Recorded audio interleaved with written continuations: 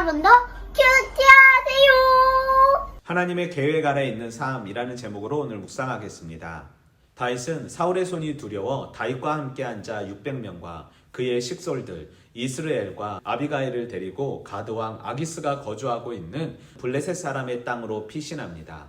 그리고 다윗의 요청에 아기스는 시글락을 그에게 주어 다윗이 살게 하였는데 오늘까지 유다 왕에게 속하였음을 말합니다. 다윗이 블레셋 사람들의 지방에 산 날수는 1년 4개월이었는데 구술 사람과 기르스 사람과 아말렉 사람을 남겨두지 아니하고 양과 소와 나귀와 낙타와 의복을 빼앗아 아기스에게 가져다 주었습니다. 다윗이 남녀를 살려두지 아니한 이유는 추후 다윗을 폭로할까 두려웠기 때문입니다. 이런 모습을 보고 아기스는 다윗을 자신의 부하라 생각했습니다. 그때 블레셋군이 이스라엘을 치려고 군대를 모집하였는데 다윗에게 참여할 것을 말하고 다윗 역시도 그리하겠다고 하자 아기스는 다윗을 자신의 머리 지키는 자로 삼습니다.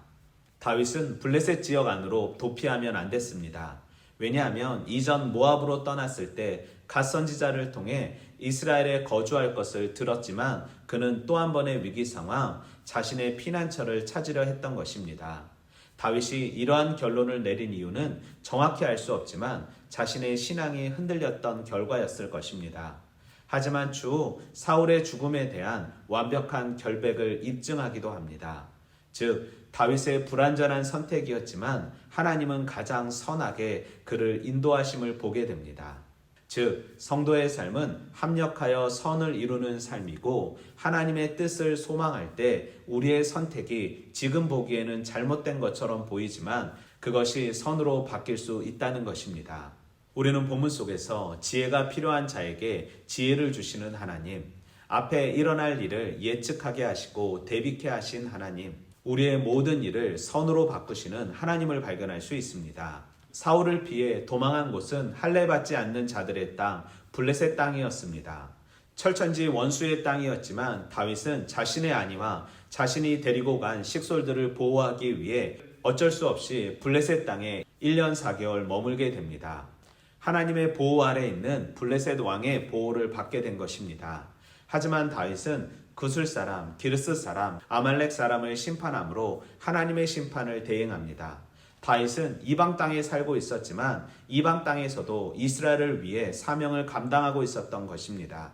성도의 삶도 마찬가지입니다. 이 땅에 살지만 이 땅의 영광이 아닌 저천국 하나님 나라를 소망하며 사는 삶입니다. 위기의 삶을 살고 있었던 다윗은 상황을 극복하는 지혜와 분별력을 가지고 있었습니다. 그의 행동 하나하나 하나님의 계획 아래서 하나님의 선하심이 드러날 수 있음을 보게 됩니다. 성도의 축복은 내 모든 선택이 종국에는 하나님의 선을 이루는 것입니다. 그리하기 위해 우리는 믿음을 가지고 선택해야 하며 내 선택이 나의 욕망을 해결하는 선택이 아닌 하나님의 영광을 위한 선택이 될 때 그 모든 것은 종국의 아름다운 선이 될 것입니다. 지혜가 필요한 시기 민족과 가족을 살릴 수 있는 지혜 주시길 소망합니다. 세상에 살지만 세상의 만족이 아닌 하나님의 영광을 소망하며 찬양하는 삶 살기 원합니다. 선택의 순간 가장 좋은 것만, 하나님께 영광스러운 것만 선택하길 소망합니다. 오늘도 말씀으로 화이팅!